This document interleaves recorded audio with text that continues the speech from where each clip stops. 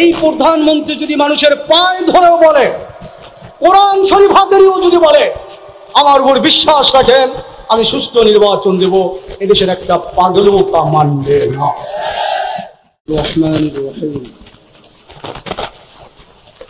ইনিল হুকমু ইল্লা লিল্লাহ ওয়া ক্বালা তাআলা ফাইন্না মা'আল উসরি ইউসরা ইন্না মা'আল উসরি ইউসরা ফাইযা ফারাগতা ফানসব ওয়া ইলা রাব্বিকা ফারগাব। সাদাকাল্লাহুল আযীম। আল্লাহুম্মা সাল্লি আলা সাইয়্যিদিনা মুহাম্মদ সাল্লাল্লাহু আলাইহি ওয়াসাল্লাম। ইসলামী আন্দোলন বাংলাদেশ কুষ্টিয়া সদর থানার উদ্যোগে আয়োজিত আজকের এই তৃণমূল সম্মেলনের মহতরম সভাপতি, উপস্থিত জেলা থানা নেতৃবৃন্দ, সমবেত তৃণমূল থেকে আগত ভাই ও বন্ধুগণ, আল্লাহ তাআলার দরবারে শুকরিয়া আদায় করি, যিনি একটি সুন্দর বাংলাদেশ বিনির্মাণে ইসলামের বাংলা করার লক্ষ্যে ইনিল হুকমু ইল্লা লিল্লাহ, আল্লাহর জমিন আল্লাহর দিন প্রতিষ্ঠার তামান্না নিয়ে পীর সাহেব চরমনাইর নেতৃত্বে হাত পাখা প্রতীকে সংঘবদ্ধভাবে আমাদের যুদ্ধ জাহাদ করার সুযোগ করে দিয়েছেন এবং সেই সংগ্রামে আমাদেরকে আরও শানিত করার লক্ষ্যে এই প্রোগ্রামে আসার এবং বসার সুযোগ পেয়েছি। কালেমাতুল শুকর আদায় করি আলহামদুলিল্লাহ। ধন্যবাদ জানাই আপনাদেরকে হাজারো ব্যস্ততার মধ্যে আজকের এই নেতৃবৃন্দের ডাকে সাড়া দিয়ে এই প্রোগ্রামে আসার জন্য কেন্দ্রীয় কমিটির পক্ষ থেকে আপনাদেরকে আন্তরিক ধন্যবাদ। সম্মানিত উপস্থিতি, বিদ্যমান রাজনৈতিক সংকট নিরসনে সংসদ ভেঙে দিয়ে জাতীয় সরকারের অধীনে একটি সুষ্ঠু নিরপেক্ষ নির্বাচন, পিআর পদ্ধতিতে ভোট গ্রহণ প্রবর্তন, ব্যর্থ নির্বাচন কমিশন এর পদত্যাগ, দ্রব্যমূল্যের ঊর্ধ্বগতি রোধের দাবিতে সারা দেশব্যাপী থানা তৃণমূল প্রতিনিধি সম্মেলনের অংশবিশেষ আজকের এই সদর থানার তৃণমূল সম্মেলন। বিদ্যমান রাজনৈতিক সংকট সম্পর্কে ইতিমধ্যে অনেক আলোচনা শুনেছেন, বিভিন্ন খবরে বা বিভিন্ন জনের মাধ্যমে আপনারা ইতিমধ্যে জেনেছেন। সারা বাংলাদেশের মানুষ আজকে মহা সংকট দেখছে, একমাত্র আওয়ামী লীগের কিছু লোক এই সংকট চোখে পড়ছে না। মহা সংকটটা হচ্ছে জাতীয় নির্বাচন আগামী ডিসেম্বরের শেষে অথবা জানুয়ারির শুরুতে। 5 বছরের জন্য কারা দেশ পরিচালনা করবে, এটা সাংবিধানিক দায়িত্ব ছিল দেশের জনগণের উপর। জনগণ ভোট দিয়ে 5 বছরের জন্য সরকার পরিচালনার জন্য দায়িত্ব দেবে।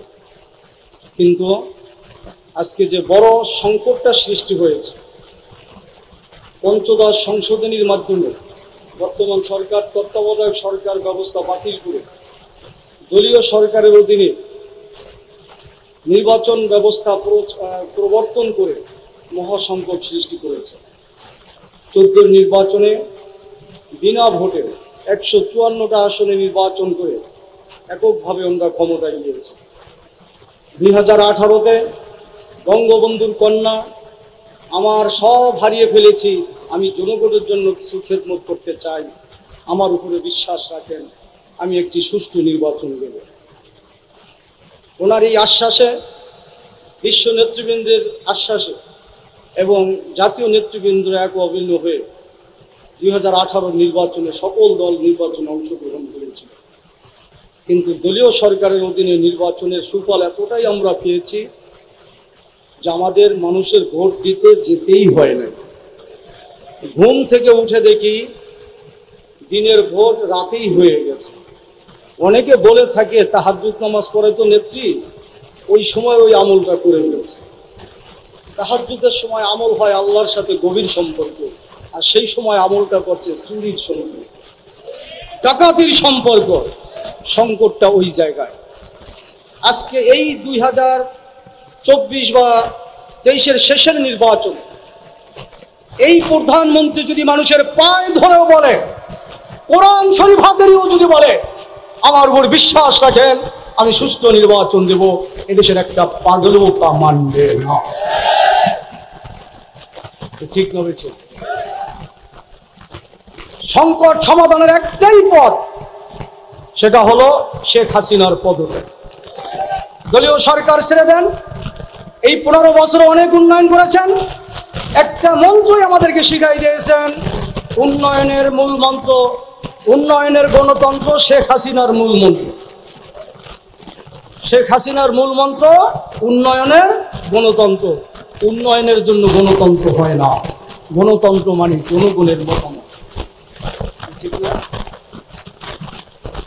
এত উন্নয়ন করেছেন, এত অবকাঠামো উন্নয়ন করেছেন, এদেশের মানুষ আপনাদের হৃদয়ের মধ্যে রাখার কথা, এদেশের মানুষের ভালোবাসা পাওয়ার কথা, এদেশের মানুষের উপর আপনাদের আস্থা থাকার কথা। আমার বিশ্বাস আপনাদের কথা অনুযায়ী উন্নয়নে যে দোহাই দেন, আপনারা নির্বাচনে গেলে তো দেশের মেজরিটি মানুষ আপনাদেরকে ভোট দিয়ে ক্ষমতায় আনবে, কিন্তু আপনারা পদত্যাগ করে সুষ্ঠু নির্বাচনের পরিবেশ করতে ভয় পাচ্ছেন কেন? তাহলে এত বছর যা উন্নয়ন করেছেন এটা ধোঁকাবাজি ছাড়া আর কিছু নেই। আপনারা জানেন, কারো বাপের টাকা দিয়ে, কারো গোলার ধান বিক্রি করে, গরু বিক্রি করে, জমি বিক্রি করে, কারো পৈতৃক সম্পত্তি বিক্রি করে দেশের উন্নয়ন হয় না। এদেশের যারা মন্ত্রী এমপি রয়েছেন, আপনাদের দায়িত্ব দেশের উন্নয়ন করা, আপনাদের উপরে দায়িত্ব এটা। বরং আপনাদের উপরে দায়িত্ব ছিল টোটাল দেশের সম্পদ, রাজস্ব খাতের টোটাল আমানতদারি। বরং আমরা দেখেছি আপনার সরকারের পরিকল্পনা মন্ত্রী বারবার কথাটা বলে থাকেন যে আমরা 100 টাকা ইউনিয়নের জন্য বাজেট করি, 100 টাকা বাজেটের 10 টাকার কাজ হয়, 90 টাকা চুরি হয়ে যায়। আমরা বিশ্বাস করি আমাদের টাকায়, জনগণের টাকা, আপনার মন্ত্রী এমপি প্রশাসন আমলারা এবং নেতারা লুটপাট করে 90% পকেটে ঢুকিয়েছে, 10% কাজ করেছে। তাতে আমরা পদ্মা সেতু পেয়েছি, মানে হাইওয়ে এক্সপ্রেস পেয়েছি, রাস্তা পেয়েছি, বড় বড় ফ্লাইওভার পেয়েছি। যদি 90% পুরো কাজ হতো, এই বাংলাদেশ সিঙ্গাপুরকে হার মানাতো। কারণ দেশের মানুষ কর্মঠ, দেশের মানুষ এখন শিক্ষিত, দেশের মানুষ এখন পরিশ্রমী, দেশের মানুষ এখন মেধাবী, দেশের মানুষ এখন অনেক বিশ্বের সাথে পাল্লা দিয়ে চলার মতো সক্ষমতা অর্জন করেছে। ঠিক না? কিন্তু আপনারা যথাযথ ব্যবহার না করার কারণে এই দেশের মানুষ চোর হয়ে যাচ্ছে, ডাকাত হয়ে যাচ্ছে, এদেশের মানুষ দুর্নীতিবাজ হয়ে যাচ্ছে, এদেশের মানুষ নৈতিকতা হারিয়ে ফেলছে। অথচ 92% মুসলমানের সন্তান আমরা, আমাদের সন্তানদেরকে আপনারা কি শিখাচ্ছেন? আজকে দিনের ভোট রাতে করতেছেন, চুরি করতেছেন। চুরি করা হারাম না হালাল? জোরে বলেন। অন্যায় না? অন্যায় কিনা? অবৈধ কিনা? এমন একটা কাজ আপনার আওয়ামী লীগের ছোট্ট ছোট্ট নেতা কর্মীদের দ্বারা করাচ্ছেন। এই অন্যায় করতে করতে মহা অন্যায় হবে।